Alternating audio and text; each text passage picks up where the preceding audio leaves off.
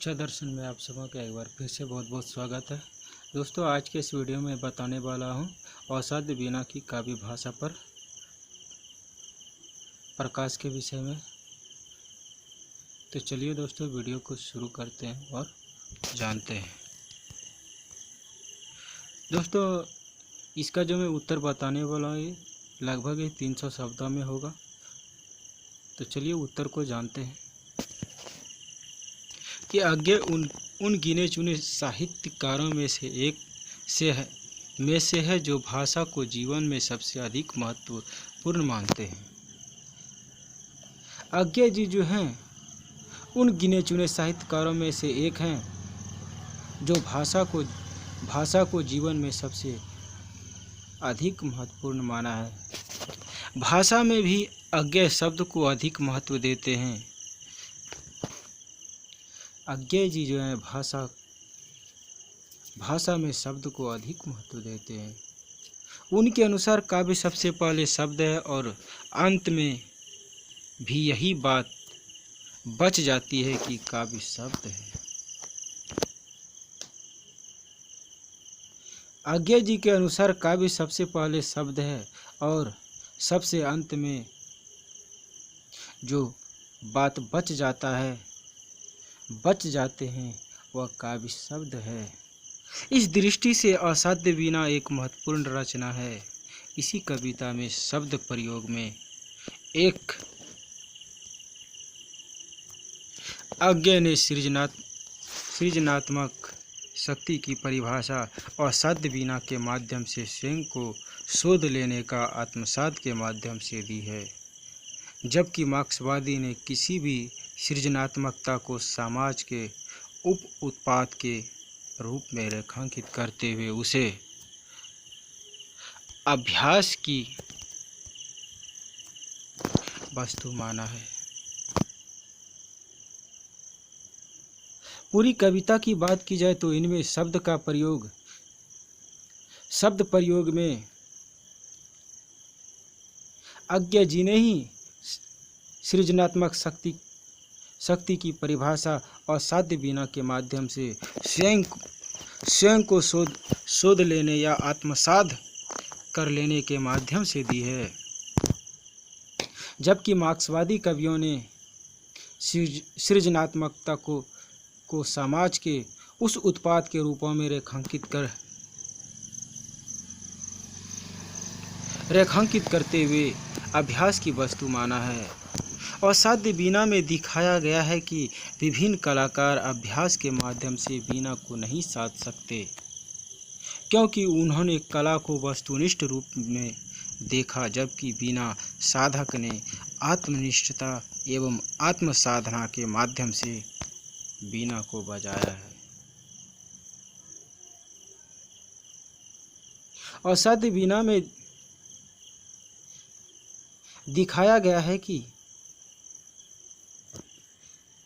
विभिन्न प्रकार के कलाकार अभ्यास के माध्यम से वीणा को नहीं साध सकते हैं, क्योंकि उन्होंने कलाकार को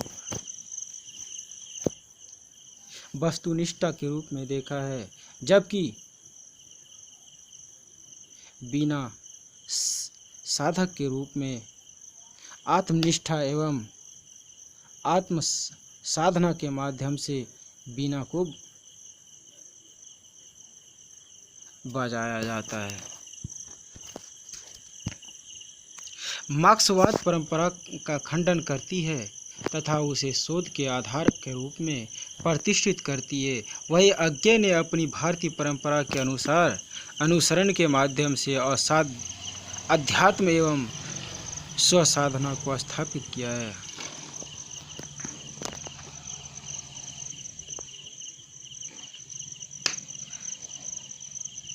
मार्क्सवादी परंपरा का खंडन करते हुए शोध के आधार के रूप में प्रतिष्ठित करती है और आज्ञा जी ने भारतीय परंपरा का अनुसरण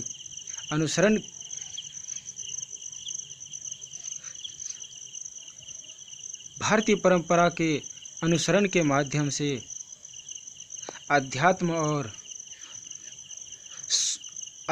और स्वसाधना को स्थापित करने का काम किया है।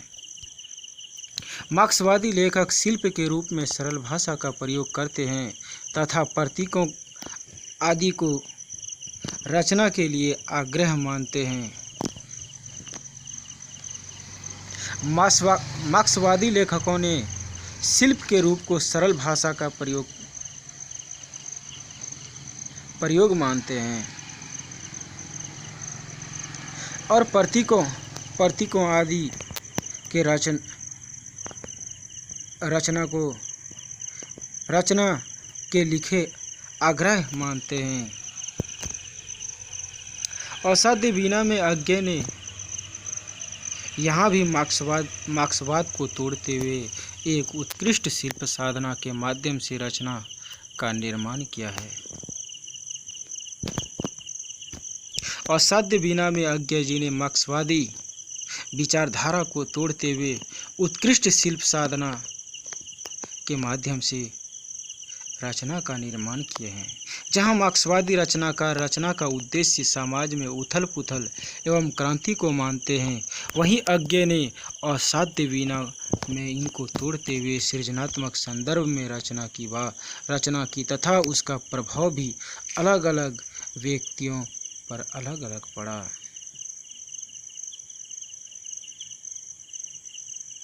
जहाँ पर मार्क्सवादी रचना का उद्देश्य समाज में उथल पुथल और क्रांति लाना था, वही अज्ञे जी ने असाध्य बीना में इन सभी को तोड़ते हुए सृजनात्मक संदर्भ में रचना की तथा उसका प्रभाव भी अलग अलग व्यक्तियों पर अलग अलग प्रकार से दिखाई पड़ा है। स्पष्ट है कि असाध्य बीना मार्क्सवादी रचना दृष्टि को खंडित करने का रचनात्मक उपक्रम है। इस प्रकार से स्पष्ट है कि असाध्य बीना में मार्क्सवादी रचना दृष्टि को खंडित करने का रचनात्मक उपकरण है। तो दोस्तों, ये था असाध्य बीना की काव्य भाषा पर प्रकाश के विषय में। तो दोस्तों, वीडियो अच्छा लगे तो चैनल को सब्सक्राइब करें, साथ ही साथ वीडियो को लाइक करें। और यदि दोस्तों आपके पास कोई प्रश्न हो तो आप हमें कमेंट बॉक्स में बताएं, मैं उस विषय पर वीडियो बनाने का प्रयास करूंगा। तो आज की इस वीडियो में इतना ही, फिर अगले वीडियो में मिलते हैं। तब तक के लिए धन्यवाद।